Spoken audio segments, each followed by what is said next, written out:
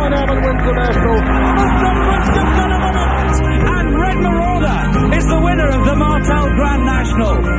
Sunny Hellboy and Neptune Gallant in a head-bobbing, pulsating finish. A first ride in the Grand National is a winning ride for Liam Fredwell. Venetia Williams trains Modno to win the national. First all round, Tony Mackay, JP McManus, John Joe O'Neill, don't push him on the national. Henry de Bromhead, and more significantly, Rachel Blackmore. History in the national, Minella Times wins.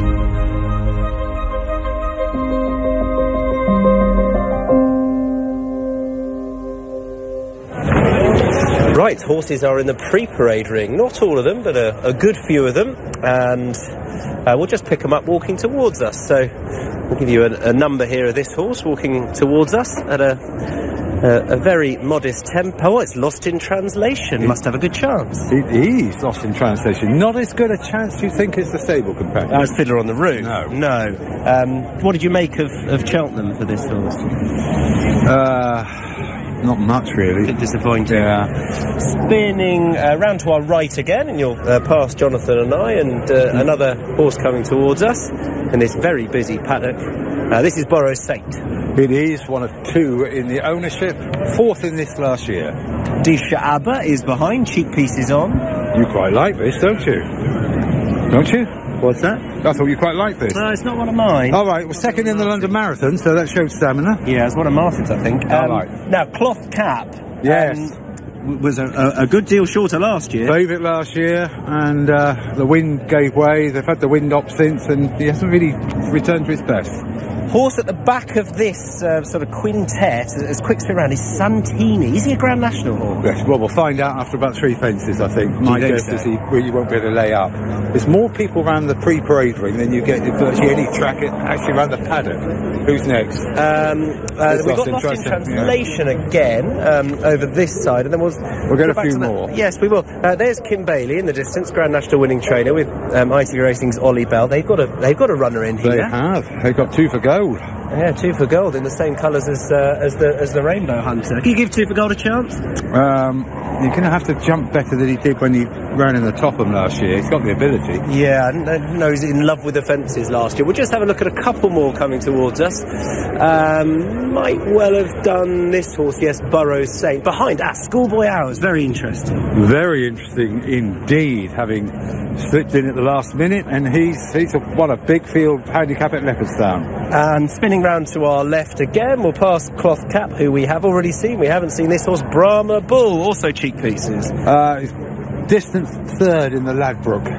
Last one I want to do, Kildesart, because I do like Kildesart. He must have a really good chance. I know you do. And, well, he's had one run back from a very long absence, and he ran well, didn't he? It was a perfect prep, I thought. Yep. And trainer thinks he's probably an even better nick than he was when he was intended to run 2 years ago. There you go. There we are. It's all there. We'll leave it there in the busy pre-parade. You'll recognise the man to my right. That's Kim Bailey. This is Ollie Bell of ITV Racing. You're the second time you two have partnered up with a national runner. This horse, is it fair to say, is a better horse than the Rainbow Hunter? Ask the owner. Is he a better horse? The greatest horse of all time. 2 for Gold's a very good horse. To be based on a Grade 1's obviously gives him a shot at it anyway, and we'll find out whether he can be a Grand National winner in a few moments' time. You've trained a national winner. Does he? I know it's different now. Does he have what it takes? He has a while back. 1990. Before you were born? 6. You were 6? I was 6. Are you really? Probably 4. Yeah, you were 3. Yeah. Go on. Does he have what it takes? He's a very different horse, and he likes soft ground, and we'll know in the first 25 yards whether he likes it, because if we have a full start or a standing start, we might as well give up and go home, because he did that last year. He has to have his own way, and if he doesn't like his own way, he won't do it. But anyway, we'll try. Good luck. Thank you so much. Cheers. Robert Whaley-Cohen is alongside me, owner of Noble Yates. You've got the scarf on as well. How are you feeling? Well, how does one always feel before the National? You feel tense, nervous, anxious, excited, a multitude of different emotions. And that is without having your son running in it, which he is, which I'm sure adds to it. No, that certainly adds and multiplies it by quite a big factor. Yeah. He's got a remarkable record over these fences, hasn't he? Unbelievable. I think this is his 40th ride over the fences, and he's won 6, he's been second 4 times, he's been placed another 5 times. So, yes, he has a ridiculous record over these fences. fences. I don't think anybody else has got anywhere near that. And whatever happens, we know it's going to be his last. I take it that you know, you'll be immensely proud, probably quite emotional afterwards, whether the horse wins, lose or draws. Well, we've had an unbelievably good innings, and things have gone staggeringly well, and it will be really emotional when it's over. But what a good time we've had! Fantastic time, because he's not only lost his claim, which is very rare certainly for an amateur who doesn't ride, except as occasionally he doesn't work in racing. Yeah. And 20% of his wins have been in Grade 1 races, which is absolutely astonishing. Yeah. And he won a Gold Cup. And he won a Gold Cup, 2 King Georges, a Feltham, a Denman, a Kingmaker, a Whitbread Gold Cup. Yeah. Not to mention 2 Tophams, a Beecher Chase, and 3 Fox Hunters over these fences. Good luck in adding a Grand National to that. That would be the cherry on the cake. It would be. Good luck. Thank you. Cheers. The jockeys have come out for the traditional photograph on the winning podium prior to the Grand National. They're filing out from the weighing room, 40 of them, and a mixture of nerves and excitement, I would have thought. Only 5 previous winners in the race: Robbie Power, Ryan Mania, Derek Fox, David Russell, and of course Rachel Blackmore this time last year. Many first-time people as well, first-time triers of this race, and you'd suspect that they would be the most nervous among them, but they're now heading out behind us to go and find their connections in the paddock, which can often be the first hurdle that they need to negotiate. It's a packed paddock. It doesn't look that packed at the moment. Not in the paddock, yet. but it will do. It becomes mayhem, and that's when it really starts to sort of build up. Let's take a look behind us and see everybody crammed around the paddock, and also at the windows in the stand behind us, videoing it and taking photos. It's superb. Really good feeling. So many chances in this race. One of the horses with a key chance that would be such a good story is Snow Leopardess, the winner of the Beecher, when she really took to the fences well. Her trainer Charlie Longsdon is with Tom now. Charlie Longsdon is alongside me. Your jockey couldn't be in better form. That's some good news. He's had a great meeting, hasn't he? Gave it a great ride in the last race. Well done him and Anthony Hannibal. One more race. That's what we've got to do. One more race. You can keep it up for this race. I'm delighted. How are you feeling? I've been okay so far. Yeah. I'm sure when she gets into her rocking horse state, when the jockeys come out, I'm sure things will be different. I just quite like. Well, I've sort of asked permission to try and avoid the parade because she can get herself in knickers and a twist. So, look, that'll be more nerve-wracking at the start, and probably the run to the first fence will be the most nervous bit. Is she like that then? I sort of half missed that. She gets like that, does she? Yeah, she just always basically looks like a rocking horse. She gets on her toes and starts cantering up and down the spot. Just excitement. That's just normal for her. She's normally very relaxed until that point, and then get her out of there as quick as possible when the jockey gets on. You were saying on Luck on Sunday last week, you'll be able to breathe probably if she's over the 4th, but it's that early part of the race you're almost most worried about. Yeah, look, don't get me wrong. Look, they will go quick. They always do. And as Aidan said to me, look, he'll squeeze her all the way to the Melling Road, then sit and suffer and sit where he is, and hopefully find a pocket of space somewhere, which will be fine. Good luck. Thank you. Thanks, Tom. So let's look back on the Beecher, where Snow Leopardess really took a cut at all of the fences. A few horses in behind. Domaine de Lille, who was dropped out in the early stages and stayed on for a distant 4th, and Topville Ben departed in the race. Difficult conditions this day. It was really windy and wet and horrible. And Snow Leopardess, she's just running on fumes a little bit in the closing stages, but that's partly because she's attacked so hard. Yes, she has. And obviously, if you like the idea of a horse having won over the fences earlier in the season... And you don't? No, not really. Not really. I know Pinot de Rey ran in that race in the season before the same season when he won the National, but as a general rule, I do like first time. They ran her at Exeter after this because they felt they might need her to go up another pound or 2 to get in. As it turned out, they didn't. But she made quite hard work of it. She never appeared to be travelling that fluently at Exeter, and then in the latter stages, you had those sort of galloping strength, which she's really came to the fore. I suppose the question mark this time around, in a field this big, is she's going to be able to hold a prominent position and get a cut of defence that way? That's the question for so many of them, isn't it? That if you find yourself being left behind early on, it's a devil of a job trying to get back into it. It really is. A prominent position is paramount in this race, probably even more so since the fence modifications. As you can probably see, well, you could have done a few moments ago, the horses are in the paddock, so it's time to join Tom and Martin in to run their eye over them. Lydia, thanks. Yeah, let's start with horse number 26 over to our right, which is Freewheeling Dylan, Irish National winner. Yeah, he caused a big upset, 150 to 1 when he won the Irish National last year. It'll be something similar if he can repeat the feat today. Drop back to Cloth Cap, number 30, cheek pieces on, win done. Yeah, 11 to 2 favourite last year when he was officially really well handicapped. He gets off here off the same mark this afternoon, but needs to bounce back to form. Number 24 is Annabelle Flies. Oda gave him half a sniff earlier on. He did, but he needs to bounce back to form, doesn't he? He hasn't really shown much for a long time now. We've seen 7 in the pre-parade. Number 11 is Fiddler on the Roof, the better chance of the Tizzards. Yeah, he's certainly the shorter price. He was a good second in the Ladbrokes Trophy earlier on in the season. He's had a good consistent season, needs to prove his stamina. That would be something I'd be slightly concerned about. Red Hooded is number 16, Good Boy Bobby, the choice of Daryl Jacob. Yeah, he had 3 to choose from. Daryl's chosen Good Boy Bobby, who himself has had a really good season already. He was a little bit below his best last time out, and his handicap mark has shot up after a successful season already. One of the mares in the race is number 9, Mount Ida. Is that jumping right concern? It has to be a concern, and if you remember to last year's Cheltenham Festival when she won, she got behind early. Still remarkable that she did win that race, but she jumps out to her right and she can get behind and make mistakes. Spin round to our left, we'll see 21, which is Discorama, 7th in the race last year. He was, and he didn't appear to get home, did he, last year? He went well for a long way, took to the track well, and the fence is fine.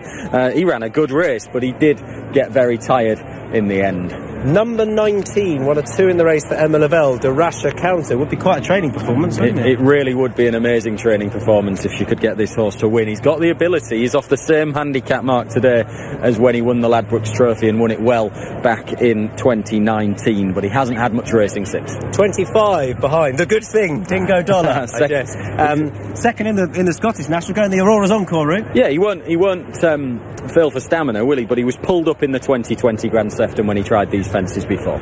Number 13 is Santini. I asked Jonathan, he struck him as a Grand National horse. You? He always has done, hasn't he? I mean, he's a very strong stayer. We know that. He always has been. I think the first half of the race will be key for Santini. If he can travel away and keep touch and takes to the fence is fine. You know, expect him to be somewhere in the mix at the end. He's potentially well handicapped, of course, down to 153 now, £6 lower than when he ran in a handicap and shaped quite nicely at Cheltenham earlier on in the season. He'll find this much easier than the Gold Cups and the Grade 1s that he's so often contested. 29 is Mighty Thunder, Scottish National winner for Lucinda Russell. Yes, last year's Scottish National winner, but pulled up the last 2 starts, so comes here with a point to prove.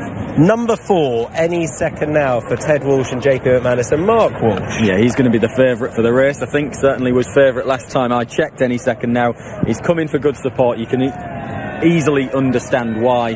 Very good third in the race 12 months ago when he was unfortunate to nearly get brought down at one point, and he ran a screamer last year, so expect the same again. He was a winner last time out in Ireland as well. Number 5 for Gordon Elliott and Davy Russell is Run Wild Fred. He's a novice, but in name only really, because he had a lot of experience last season. Second in the Irish National as well. He's a strong stayer, and he was placed at the Cheltenham Festival in the National Hunt Chase last time.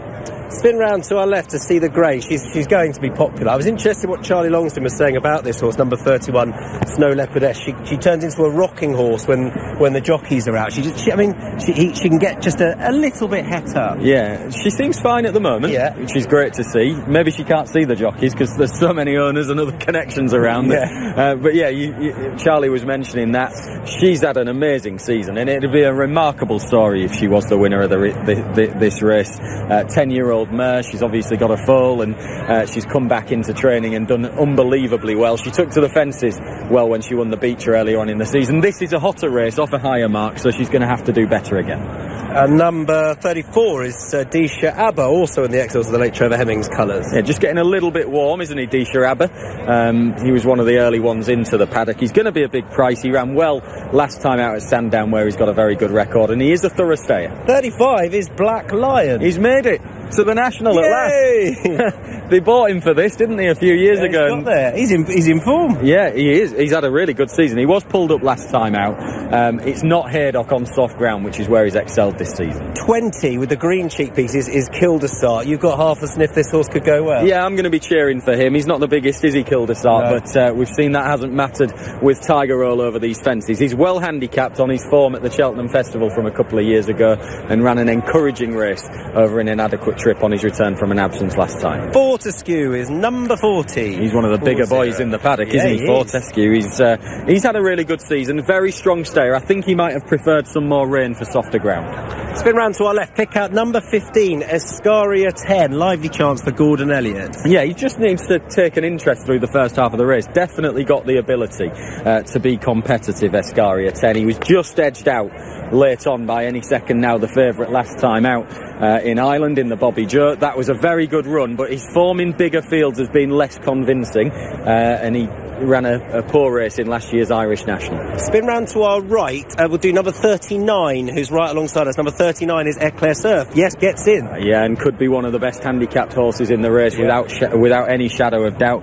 He's really improved this season in staying handicapped chases. Ran a big race last time out in the rehearsal in the Ida at Newcastle, behind Win My Wings, who's franked the form subsequently, and he snuck in off a good mark of 143 down at the bottom. Okay, round to our right. We'll take you this way because they're paused, and I'll pick up number 22, which is Topville Ben. Green headgear for Phil Kirby. He'd have preferred softer ground, wouldn't he? I think Topville Ben. He's done a lot of his winning on heavy. He's a forward-going horse. Would expect him to be up at the head of affairs early and taking them along. He's a bold jumper on his day as well. He's got a lot of ability, but I do think he'd have preferred softer ground. Another grey is number 33, Commodore, for Grand National winning trainer Venetia Williams. Sticking with the theme of front runners that jump well, Commodore expects him in the mix early on as well. He's a bold jumper on his day. Two handlers for Two for Gold, got the red hood on as well, and when they stopped, he was just getting good old sort of calming pat stroke down the neck. I think Kim was mentioning to you that he's a horse with a few quirks, isn't he? But he's got a lot of ability as well.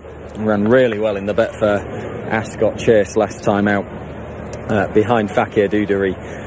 Stamina would be a query, I think, for Two for Gold, and he did unseat at the Canal Turn when he tried these fences before. Another grey 18, Cocoa Beach for Gordon Elliott. Yeah, 2021 Far Easties winner.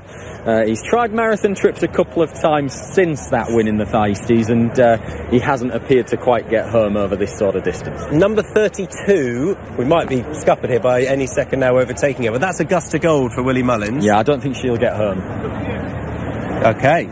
Categorical.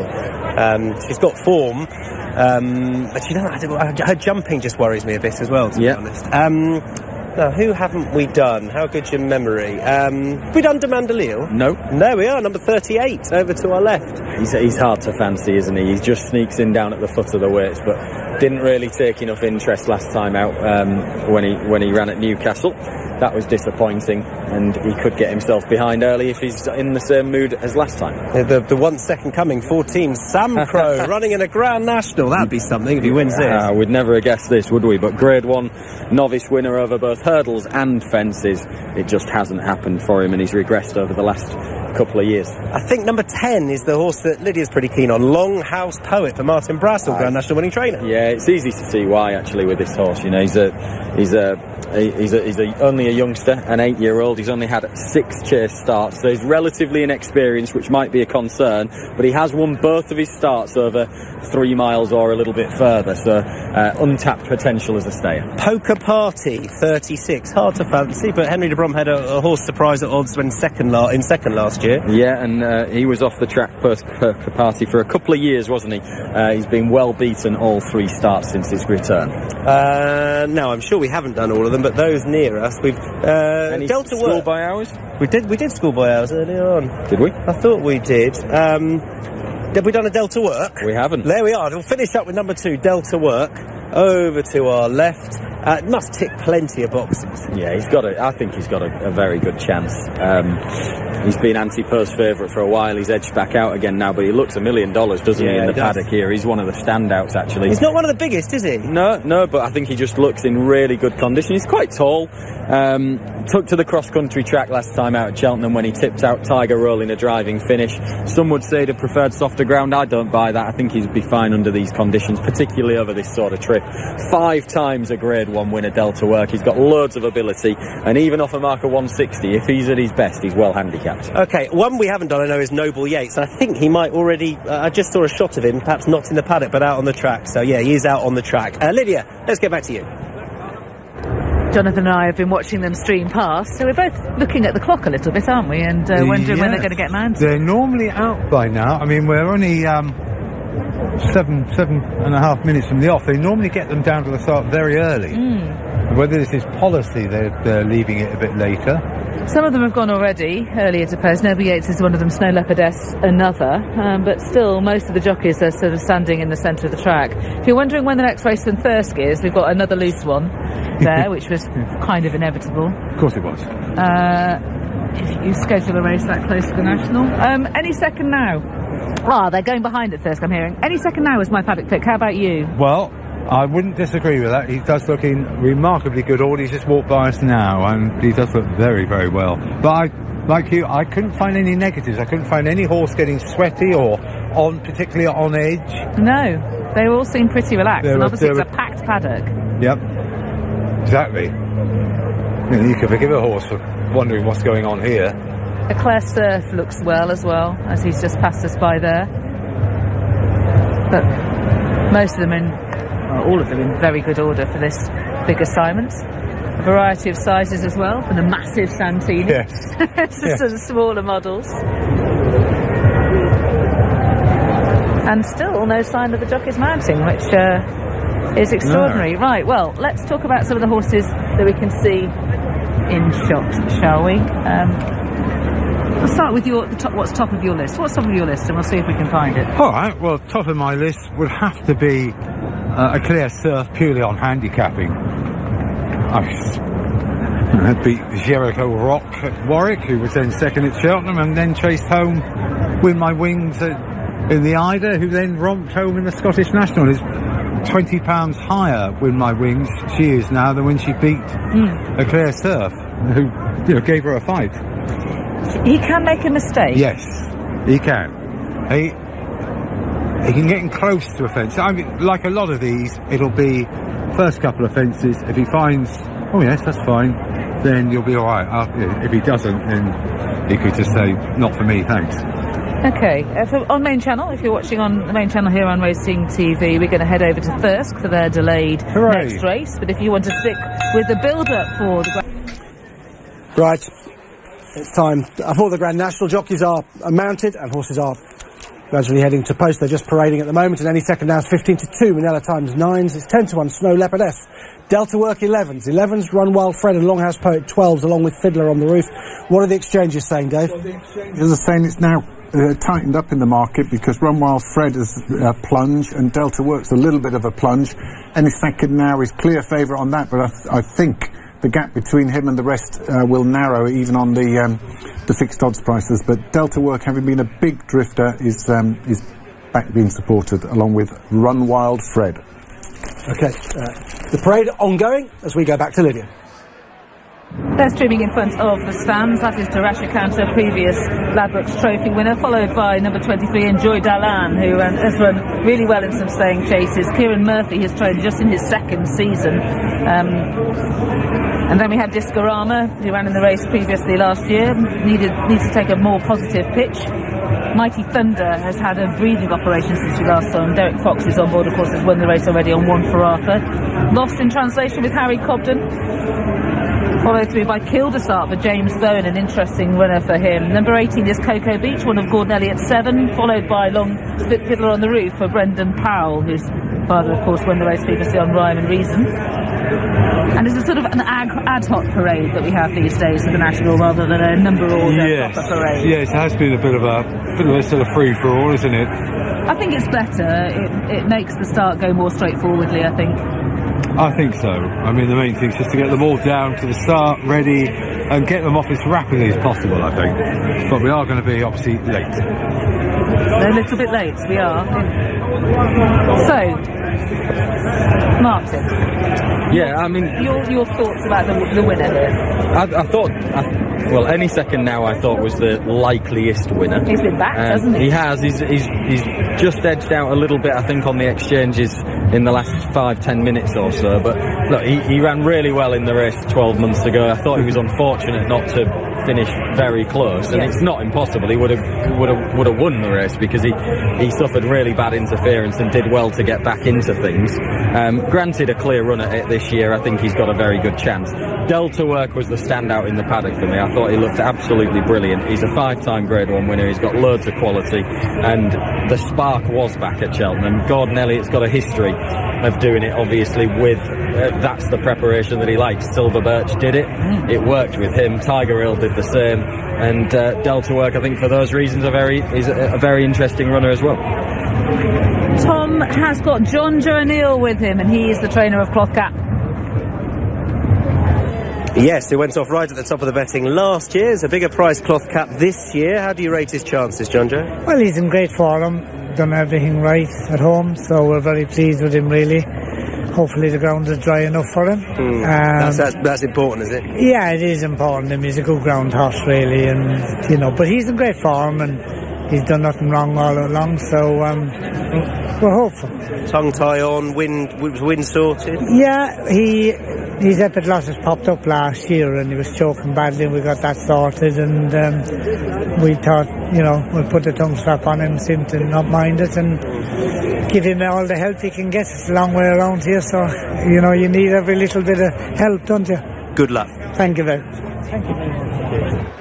Is building. The jostling for position is on. Noble Yates needs to join them there on the outside for Sam Whaley-Cohen, but they are proceeding towards the starter. They are slowly getting into order. Your winner, Jonathan? Well, I'll say a Claire Surf, but I'm cheering on about 10 or 11. We're all the same. Kildesart would be a good winner at this end. Yes, and at a big price. Me too, and Longhouse Poet for me as well. Whatever you have backed at home, good luck. Safe trip, we hope, for all. It is time now for the Randox Grand National Handicap Chase. Time to hand over to our team of commentators, starting with Alan Howes. Thanks, Lydia. Field getting right up on the tape at the moment. I don't think this will be a first timer, will it? Not sure. Mount Ida still some way away from them.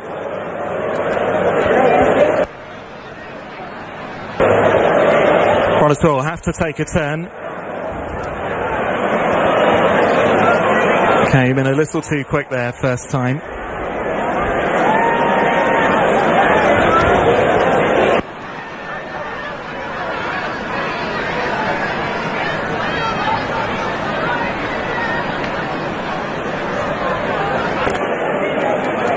Called into line.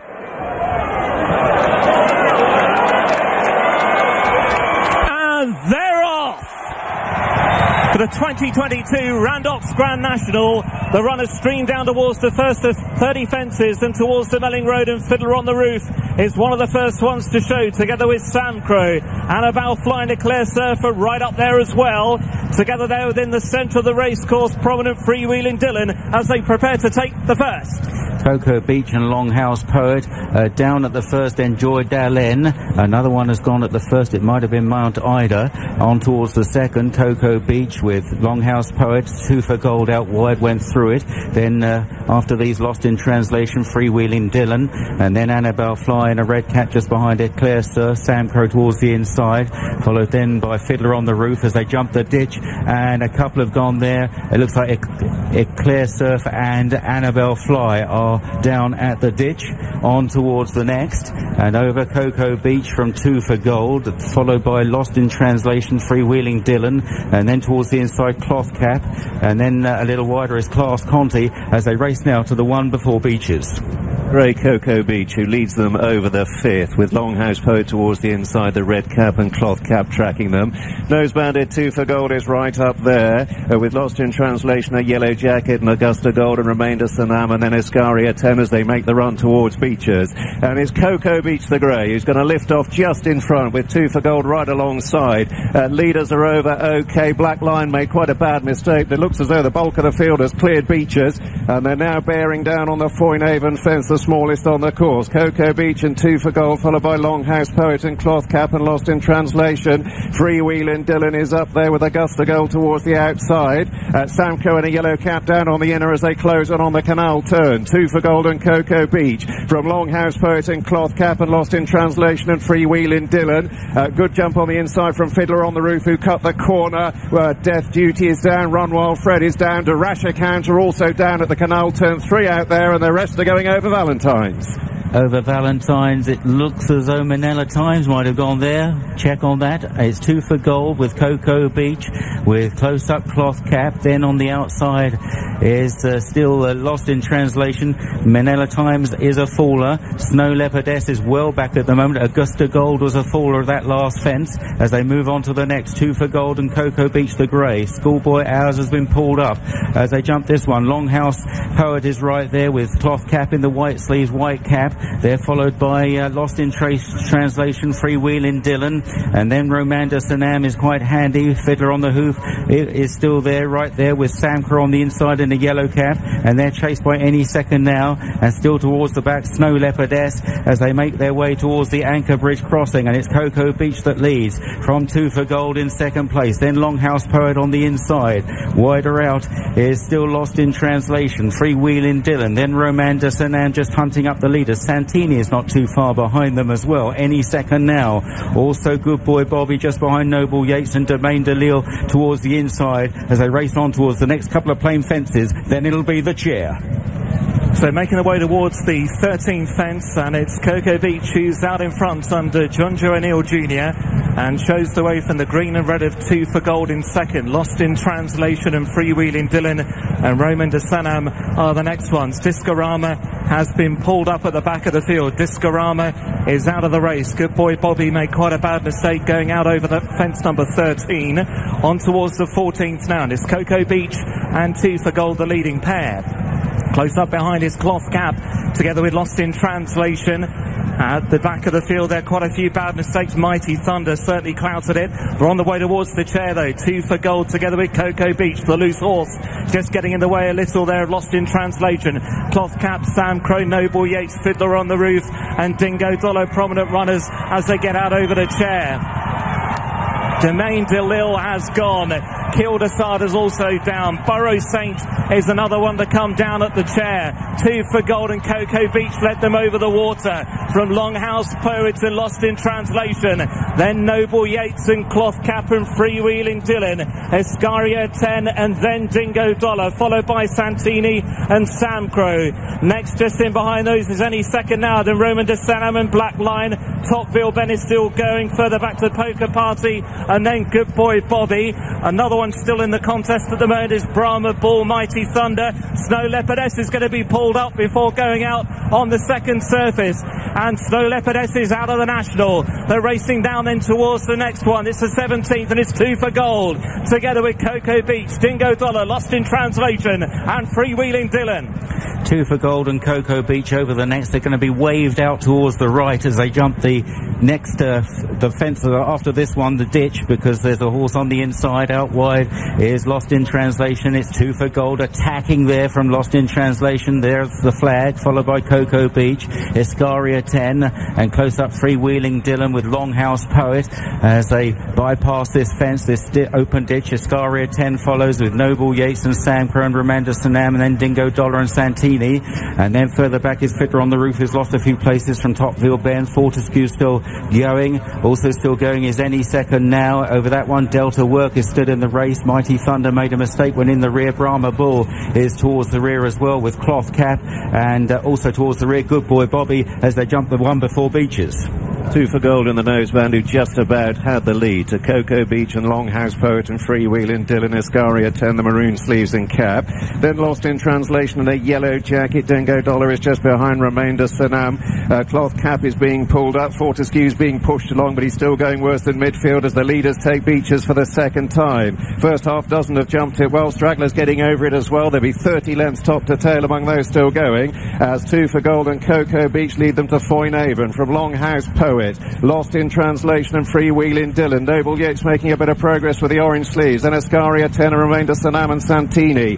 Fiddler on the Roof and Sam Crow and Dingo Dollar, and any second now, and Fortescue and Topville Ben and Black Line and Delta Work, as Two for Gold and Cocoa Beach lead them at the canal turn, just ahead of Longhouse Poet and Freewheeling Dylan. Lost in Translation is right in behind them. Dingo Dollar is unseated, and they're coming towards Valentine's for the final time. And over this one, on the inside, Longhouse Poet in the red cap. Down the centre, Freewheeling Dylan, the grey Cocoa Beach. Out wide, Lost in Translation. Two for Gold has just lost a place or two, followed by Remainder Sanam as they jump 5 out. Noble Yates is close up, stumbled slightly on landing, followed by Fiddler on the Roof. Santini on the inside's going okay. And then any second now getting a bit closer in a white cap. Sam Crow's out wide, just behind Ăskāria 10 as they jump the next. The leaders are safely over. Gone is Fortescue, unseats the rider after a blunder. Looks like Good Boy Bobby has been pulled up as they continue on. It's Cocoa Beach, Freewheeling Dylan, Longhouse Poet, Irish Runners 1, 2, 3. Noble Yates in 4th, Ăskāria 10 in 5th, and then on the outside, Lost in Translation, followed by Santini, who's within 7 or 8 lengths of the lead as they make their way across the Anchor Bridge crossing. Further back is Remainder Sanam, trying to get on terms. Delta Work in the maroon with the white star cap.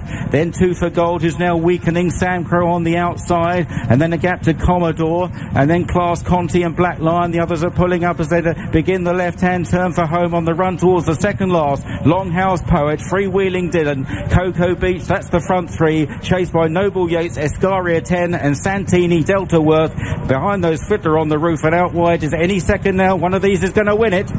They're approaching tooth and the end in the National, then in the yellow jacket, Freewheeling Dylan, now taken on by Noble Yates and Longhouse Poet, and Delta Work coming there with a big chance along with any second now. They go on from Fiddler on the Roof. Freewheeling Dylan now begins to weaken.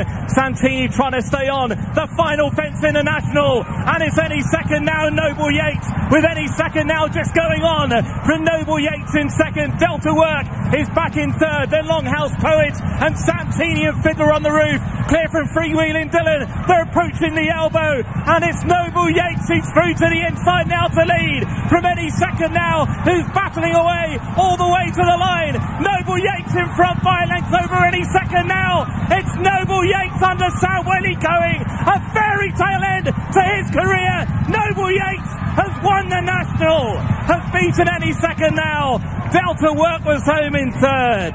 Fourth across the line, Santini. Fiddler on the Roof was fifth.